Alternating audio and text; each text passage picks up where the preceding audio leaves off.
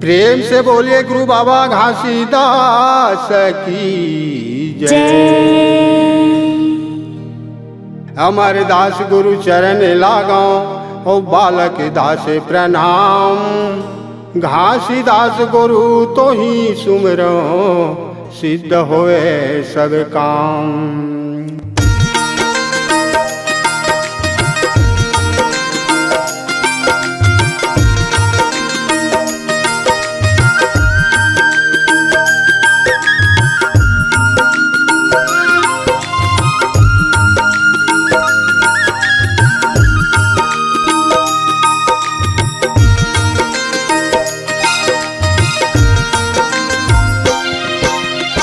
लेके हम आस बाबा आए तेरे द्वार में, सुना दो कहानी गुरुजी जिंदगी उबार के। सुना दो कहानी गुरुजी जिंदगी उबार के। लेके हम आस बाबा आए तेरे द्वार में, सुना दो कहानी गुरुजी जिंदगी उबार के।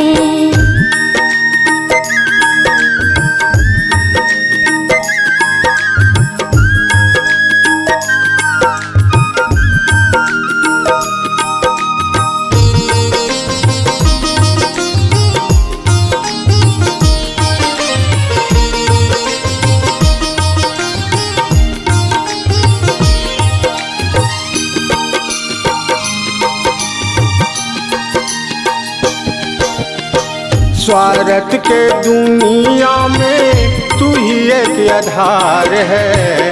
तेरे उपदेश में बाबा अमृत के धार है।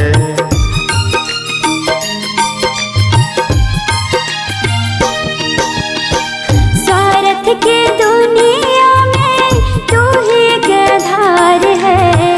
तेरे उपदेश में बाबा अमृत के धार है।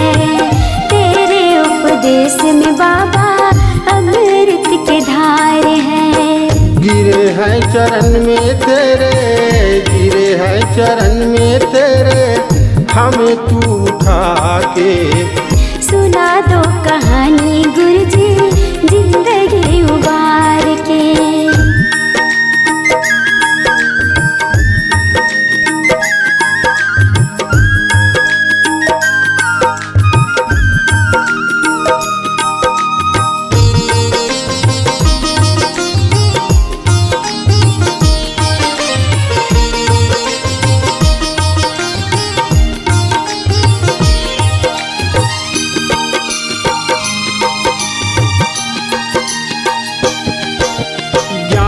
के अंधियारी में हम अंधवा बन के बैठे हैं। भवसागर के भावना माँ के वही अभी नट के हैं।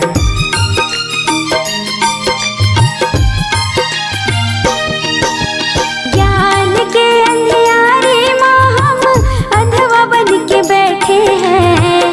भवसागर के भावना माँ के वही अभी नट के हैं।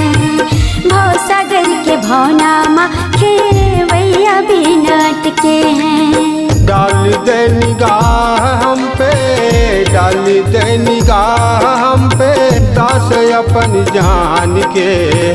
सुना दो कहानी गुरुजी जिंदगी उबार के, जिंदगी उबार के।